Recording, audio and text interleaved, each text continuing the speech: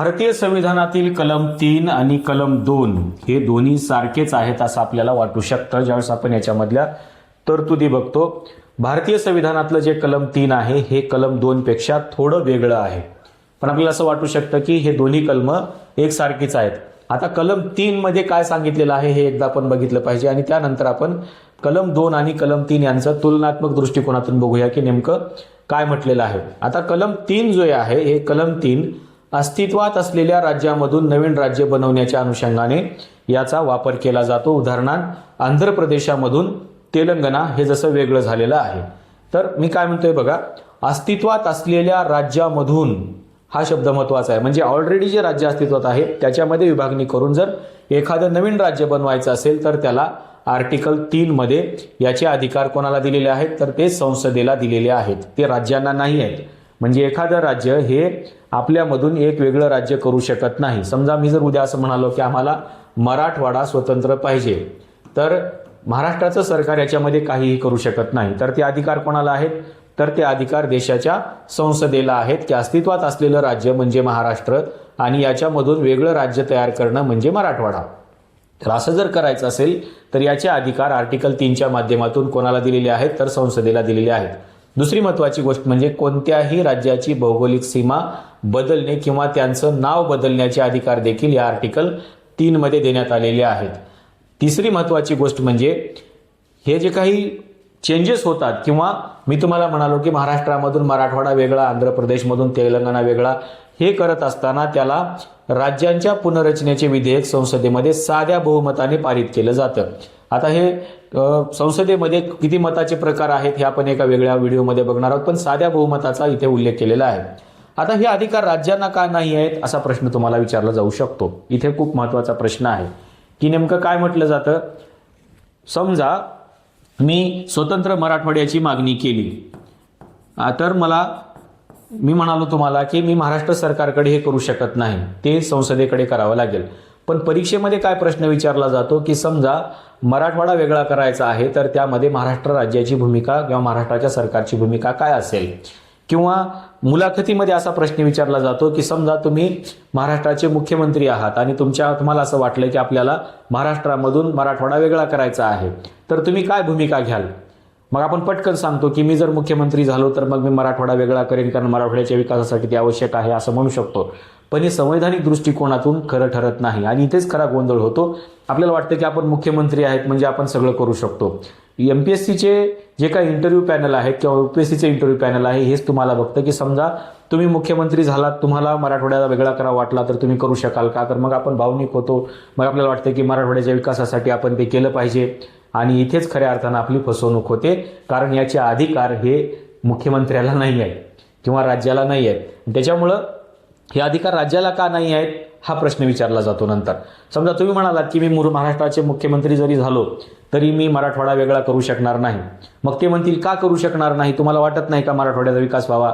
मग तुम्ही त्यांना सांगायचं की मला जे अधिकार आहेत ते याचे अधिकार नाही आहेत की मी मराठवाडा वेगळा करू शकेन, ते अधिकार संसदेला आहेत. मग संसदेला अधिकार का आहेत, राज्याला का नाही आहेत असा जर प्रश्न तुम्हाला विचारला तर मग तुम्हाला यावं लागतं कुठे, संविधान सभेमधल्या डिबेटकडे. इथे डॉक्टर बाबासाहेब आंबेडकरांनी काय सांगितलं की भारताची एकता आणि अखंडता राखण्यासाठी संसदेला अधिक अधिकार देणं आवश्यक आहे असं त्यांनी मत मांडलं आणि त्यांनी सांगितलं की याचे अधिकार जर आपण राज्यांना दिले तर राज्य याचे म्हणजे राजकारणासाठी किती तुकडे करू शकतात, कुठल्या तरी एका प्रवर्गाला खुश करण्यासाठी अशा प्रकारचे निर्णय घेऊ शकतात आणि हा सगळा गोंधळ संपूर्ण भारतभर सुरू होऊ शकतो. आणि त्याच्यामुळं याचे जे काही सगळे अधिकार आहेत हे अधिकार संसदेला अर्थातच केंद्राला असणं गरजेचं आहे असं डॉक्टर बाबासाहेब आंबेडकरांचं म्हणणं होतं. पण याच राज्यांचं मत जाणून घेतलं पाहिजे का या अनुषंगाने संविधानामध्ये घटना दुरुस्ती झाली आणि संबंधित राज्याला आपलं मत मांडण्याचं आणि त्याची भूमिका जाणून घेण्यासाठी राष्ट्रपती त्यांना विशेष वेळ देऊ शकतात अशी तरतूद करण्यात आली. त्यानंतर संसदेला केंद्रशासित प्रदेशांच्या देखील सीमा बदलण्यासाठी अधिकार आहे असं त्यांनी स्पष्ट केलं 18व्या घटना दुरुस्तीमध्ये. त्यांनी सांगितलं की फक्त राज्यांच्याच नाही तर केंद्रशासित प्रदेशांच्या देखील सीमा बदलण्याचे अधिकार हे संसदेला आहेत असं सांगितलं. आणि याचं एक उत्तम उदाहरण म्हणून 1960 मध्ये भारताचा भूभाग दुसऱ्या देशाला देण्याकरता सामान्य कायदा चालणार नाही तर कलम 368 नुसार मोठी घटना दुरुस्ती करावी लागेल असं सांगितलं गेलं. कुठे? बेरुबारी खटल्यामध्ये. त्याच्यामुळं अधिकार जरी असले तरी एखादा भूभाग हा जर इतर राज्यांना जोडायचा असेल किंवा त्याला जर समजा दुसऱ्या देशाला द्यायचा असेल तर त्याच्यासाठी घटना दुरुस्ती आवश्यक आहे. तिथं सामान्य बहुमताचा विचार केला जाणार नाही. आता याच्यामध्ये तुम्हाला दोन महत्त्वाचे फरक दिसतात. एक म्हणजे कलम 2 मध्ये नेमकं काय आहे आणि कलम 3 मध्ये नेमकं काय सांगितलेलं आहे. कारण हे दोन्ही कलम तुम्हाला सारखे वाटू शकतात पण थोडा फरक आहे. याच्यामध्ये काय फरक आहे? जे क्षेत्र सध्या भारताचा भाग नाही ते भारतामध्ये जोडून नवीन राज्य बनवण्यासाठी वापरले जाणारे हे कलम 2 आहे. म्हणजे काय? तर एखादं नवीन राज्य जर भारताला निर्माण करायचं असेल, त्याला जर भारताला जोडायचं असेल, जे सुरुवातीला भारताचा भाग नाही, तर त्यासाठी 1975 मध्ये ज्या पद्धतीनं सिक्कीमला भारतासोबत जोडलं गेलं त्या पद्धतीनं इथे जर एखादं राज्य नव्याने निर्माण करायचं असेल किंवा त्याला जर भारताला जोडून घ्यायचं असेल तर तिथे कलम 2चा वापर होतो. आणि भारताच्या नकाशात आधीपासून असलेलं राज्य म्हणजे काय? तर महाराष्ट्रापासून मराठवाडा, आंध्र प्रदेशमधून तेलंगणा असं जर करायचं असेल तर कलम 3चा वापर केला जातो. आपण कालच्या व्हिडिओमध्ये बघितलं होतं की आर्टिकल 2 मध्ये सिक्कीम राज्य जे आहे त्या सिक्कीम राज्यामध्ये 1974ला सिक्कीमला तात्पुरता भारताचा भाग म्हणून जोडलं गेलं, म्हणजे असोसिएट केलं गेलं. आणि त्यानंतर 1975ला त्याला परमनंटली भारतासोबत जोडलं गेलं. हे सगळे अधिकार कलम 2 मध्ये आहेत आणि हे संसदेला आहेत. त्याच्यामुळं आपण महाराष्ट्र किंवा एखादं राज्य त्याच्यामध्ये काही करू शकत नाही. दुसरी महत्त्वाची गोष्ट म्हणजे ऑलरेडी असलेल्या राज्यामधून जर फुटून बाहेर काढायचं असेल तर तुम्हाला आर्टिकल 3चा वापर करावा लागतो. या दोन महत्त्वाच्या गोष्टींचा फरक आपण लक्षात घेतला पाहिजे. आणि सगळ्यात महत्त्वाची गोष्ट मी जी तुम्हाला सांगितली की याचे अधिकार राज्यांना का नाहीत, ते फक्त केंद्राला का आहेत, तर डॉक्टर बाबासाहेब आंबेडकरांचं ते स्टेटमेंट एक लक्षात ठेवायचं. म्हणजे हे सगळं कलम तुमचा अभ्यासून पूर्ण होईल.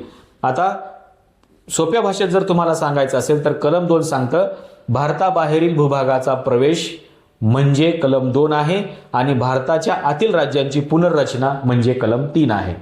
म्हणजे भारताच्या बाहेर आहे समजा एखादं राज्य, त्याला जोडून घेण्यासाठी कलम 2 आणि भारताच्या अंतर्गत असलेले ऑलरेडी जे राज्य आहेत त्याच्यामधून वेगळं राज्य निर्माण करणं म्हणजे कलम 3. एवढी सोपी गोष्ट आहे. आणि संसदेला याचे अधिकार आहेत. का आहेत? तर त्याचं मी तुम्हाला सांगितलं की केंद्र अधिक प्रबळ असलं पाहिजे. राज्याला जर हे अधिकार दिले गेले तर राज्य वारंवार हे पुनर्रचना करू शकतं, त्याच्यामुळं गोंधळ निर्माण होऊ शकतो. त्याच्यामुळं राज्याला या अधिकारापासून वंचित ठेवलेलं आहे. राज्याला फक्त त्यांचं म्हणणं मांडण्यासाठी ते राष्ट्रपतींसोबत चर्चा करू शकतात आणि राष्ट्रपती त्यांना निमंत्रित करू शकतात. त्याच्यामुळं हे अधिकार कोणाला आहेत, किती आहेत आणि कसे आहेत या गोष्टी आपण या माध्यमातून समजून घेतल्या पाहिजे. तरच हे आर्टिकल तुमचा या आर्टिकलचा अभ्यास पूर्ण होऊ शकतो. अन्यथा संविधानामध्ये असलेल्या जर फक्त तरतुदी तुम्ही बघून बसत असाल तर तुम्हाला याच्यावर येणारे कोणतेही प्रश्न सोडवता येणार नाहीत. त्याच्यामुळं या सगळ्या गोष्टी तुम्हाला माहीत असणं गरजेचं आहे.